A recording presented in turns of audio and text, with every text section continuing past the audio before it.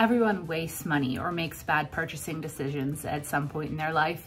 It's part of growing up with money and learning how to spend based on your personal values. There are some things, however, that I would consider big wastes of money that everyone should avoid. And if you can avoid these 7 things, your personal finances and your future self will thank you. Also, stay tuned for a gift card giveaway from today's sponsor, SiteJabber.com. Hey friends, I'm Sarah, also known as Budget Girl here on the internet, and hopefully I'm not gonna burst any bubbles today, but we're gonna talk about 7 giant wastes of money that honestly a lot of people fall for, and I would love it if you didn't. Number 1 is lottery tickets, and I hate to break it to you, but lottery tickets are designed to be a tax on the poor and for you to lose as much money as they can possibly get from you. I understand the hope of being the 1 in a million, or actually it's 1 in 176 million chance that you'll actually win, and in one fell swoop, being able to change your entire financial trajectory. And we could talk about this and how winners lose their money and end up worse off than they started all the time. But the fact is that you're not gonna win the lottery. I'm so sorry. And spending that money on literally anything else is going to be better for you than throwing it away on lottery tickets. Whether you do it just once when the Powerball's up to like $1 bazillion, or if you do it weekly, save yourself the hassle and the disappointment, spend that money on something else. It is a waste. The second biggest money waster is new cars. Now, buying a brand new car is a giant money waste for most people.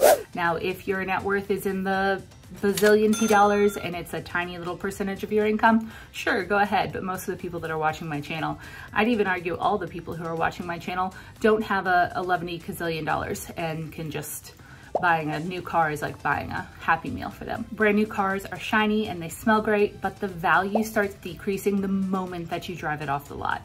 And that value of the car is going to be worth 20% less in the first year that you drive it and 60% less after 5 years. If you take out a loan to buy your new car, you're gonna be off even worse. Paying interest can add thousands to the total car cost. And whether you buy new or used, there are ongoing expenses such as car maintenance, insurance, registration fees, and of course, fuel costs. Spending a huge portion of your income on an asset that's depreciating value constantly is one of the biggest wastes of money that most Americans have today. You can end up car poor, where you don't have enough money to enjoy life or put it towards other financial goals. I promise you that you can get a safe car for your family use. Personally, I buy salvage vehicles that have been fixed up after a wreck, and I've never had an issue with them. Get a full vehicle inspection of any car that you plan to purchase, do regular maintenance on it, and just don't fall for the only new cars are safe trap peddled by commission-hungry car salesmen. Number 3 is subscriptions you don't use. A 2022 Chase study found out that 70%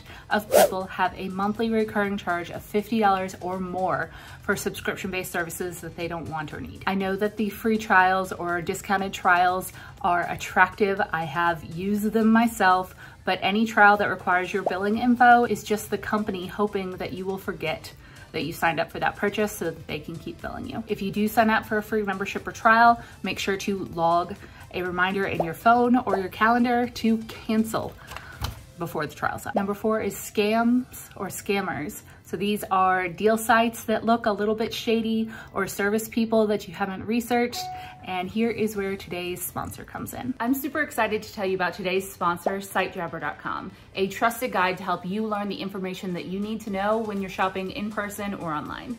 SiteJabber was developed in 2007 with a grant from the National Science Foundation to help people make better informed purchases. If you're like me, I do a lot of research online before spending my hard-earned money on things, and I rely really heavily on reviews to figure out the pros and cons. So say you're shopping online, and it's happened to me more than once that I've been shopping online for something, found a glowing review that ticked all of my boxes, only to find out that the item is junk and the review was written by a bot or someone who was paid to write it. On SiteJabber, you can access real reviews from millions of people like you and me who have actually experienced the item or service that you're interested in. Put simply, SiteJabber helps you avoid wasting time and money on bad products and services and makes it less of a gamble to shop online. Say you find an amazing deal on some turquoise earrings that would be perfect for your mom's birthday, but they're from a site that you have never heard of.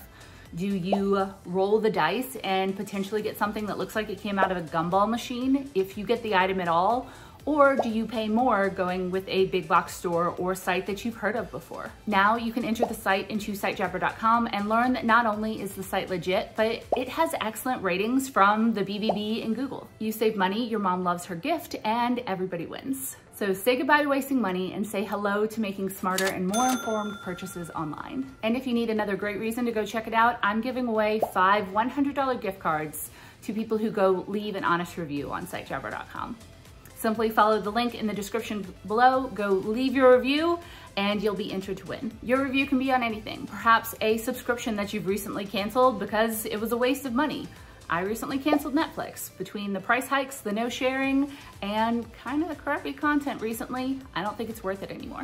Since finding out about this site, I've used it probably a dozen times, and it has made me so much more confident in spending my money on the billions of sites that are out there. Thanks again to sitejabber.com for sponsoring this video. Let's get back to it. Number 5, timeshares. Fortunately, most people have figured out the timeshare scam by now, but these companies have also gotten smarter and tried to figure out even more ways to trap you. Now, timeshare companies don't just offer you like one house in Florida that you get for like 1/16 of a month for every year for $1 billion. Now they're offering hotel stays all over the world and all of this crazy stuff, manipulating you into paying for fees that will equal out to far more than you would spend on just cash flowing your vacation. Timeshares lose value immediately. They're so hard to get out of. And the maintenance and membership fees often rise every single year. Even if they offer you the free vacation, don't fall for it. It's a giant waste of money. Number 6 is bank ATM fees and late charges. Whether you're paying fees for withdrawing money from an out-of-network ATM, for just having a checking account at a bank, or for any other reason they might want to charge you, small fees can add up to such a significant amount of money over time. The average monthly fee for a non-interest bearing checking account was $5 according to a Bankrate survey last year, and for interest bearing checking accounts, it was $16 a month. Now, the bank might waive some fees if you do certain things like direct deposit and other stuff like that, but they can also change those terms and conditions at any time, and those fees might start to pop up in your account without you necessarily noticing it. Ideally, change banks to one that doesn't have any fees and that offers you interest. Be confident in what networks and ATMs that you can use, and add payment due dates to your calendars and your phones, and keep a little bit of a buffer in your account so that you're not getting charged late fees. They can add up fast. I'm gonna call this 6.5 because it's kind of related, and that is credit card interest. High interest debt and fees on credit cards cost the average American household $1,000 a year, according to the Consumer Financial Protection Bureau. While credit cards can be a useful tool, if you're carrying a balance, they can become such a burden on you and cost you a lot of money. Carrying a balance also drives up the cost of your purchases and can negatively impact your credit score. And if you're just making the minimum payments, it'll keep you in debt far longer and your overall interest will pile up. Every cent you pay in interest is honestly money wasted. Now, as a lifelong reader, I absolutely hate this one because I love reading books, but I think buying physical books is a waste of money, especially for the amount of time spent reading versus the cost of most new books these days. It just doesn't work out. If you really love physical books, I advise you to shop secondhand, check out books from the library, and check out little free libraries. I have a couple in my neighborhood, and I love putting physical books in there for free for other people to use, and I usually pick these up at yard sales or the library book sale and never purchase them for full price. For the past several years, I have been a fully digital book person, aside from a couple of personal finance books that I've purchased from my friends in this space because I want to support them. But I do think that digital books are a much better bang for your buck. There are tons available free. You can also get them through the library. And if you read enough, a service like Kindle Unlimited, which yes is a subscription, can be worth it. It is worth it to me. I pay $11 a month for Kindle Unlimited and I read hundreds of books every year. The maths. I will say that if you're looking for brand new releases or like book of the month type finds, that's not usually what you'll find on there, but I generally get those types of books through my library. And if you're patient, you can too. Usually there's a wait list and it's a big one, but it's okay. I would love to know what you think of these 8 giant money wasters. Do you agree with me, disagree with me, or do you have any to add on your own? If you don't do any of these, if none of these money wasters are in your life, I want you to give yourself a giant high five and tell me in the comments. And thank you so much for watching. All right, I will see you guys next time. Bye.